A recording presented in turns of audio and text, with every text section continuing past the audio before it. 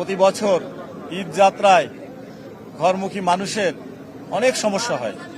বিশেষ করে সড়কে ঘন্টার পর ঘন্টা বসে থাকতে হয়। আবার অনেকে দেখা যায় ঈদের আগের দিন রওনা দেয়, বাড়িতে পৌঁছে সঠিকভাবে সেইটাও করতে পারে না।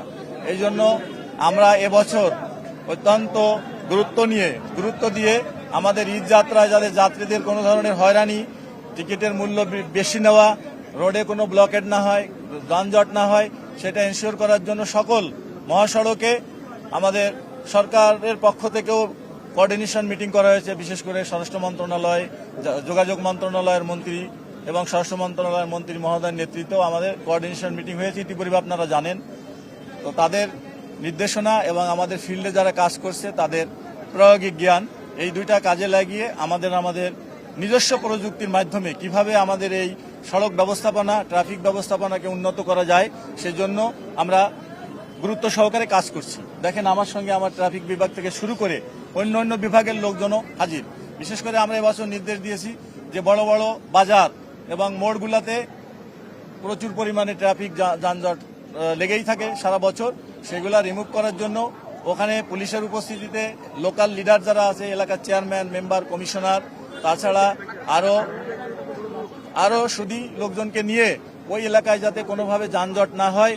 এবং আমাদের এখানে উপস্থিত আছে আমাদের সড়ক পরিবহন মালিক সমিতির নেতৃবৃন্দ, তাদেরকেও রিকোয়েস্ট করেছি যে আমাদের এই যারা গাড়ির সাথে রিলেটেড ড্রাইভার, হেল্পার, ওনারা অল্প শিক্ষিত, অর্ধশিক্ষিত লোকজনই বেশি এই পেশায় জড়িত। তো তারা কিন্তু অনেক সময় আমাদের ট্রাফিক আইনটাও জানে না, তারপর ট্রাফিক সিগন্যালিং বুঝে না, ট্রাফিক আইনটা মেনে চলে না, সড়কে যত্রতত্র গাড়ি রাখে এবং মাঝখানে একটা গাড়ি রেখে যাচ্ছে, কিন্তু সে চিন্তা করে না আমার পিছনে অন্য গাড়িগুলো ব্লক হয়ে যাবে। এই জন্য একটু কমন সেন্সটা যদি তারা অ্যাপ্লাই করে তাহলে এটা থেকে আমরা মুক্তি পেতে পারি।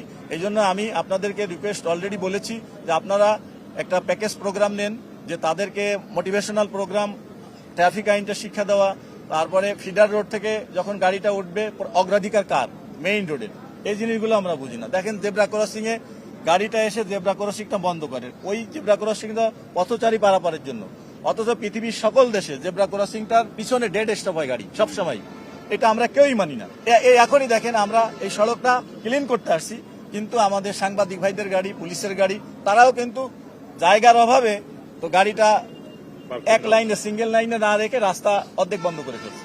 এই জিনিসগুলো আমাদেরকে সচেতন হতে হবে।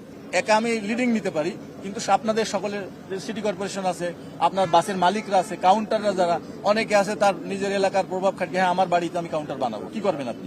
এই জিনিস সবাই আইনের আওতায় আসবে। আইনের মাধ্যমে এগুলো আমরা আস্তে আস্তে একটা সিস্টেমে নিয়ে আসবো। দেখেন, আপনি যেটা বললেন, এই ঢাকা শহরের সব যাত্রী যদি গাবতলী থেকে যাওয়া শুরু করতো তাহলে তো এখানে আপনি ঢুকতে পারতেন না, আমি আসতে পারতাম না।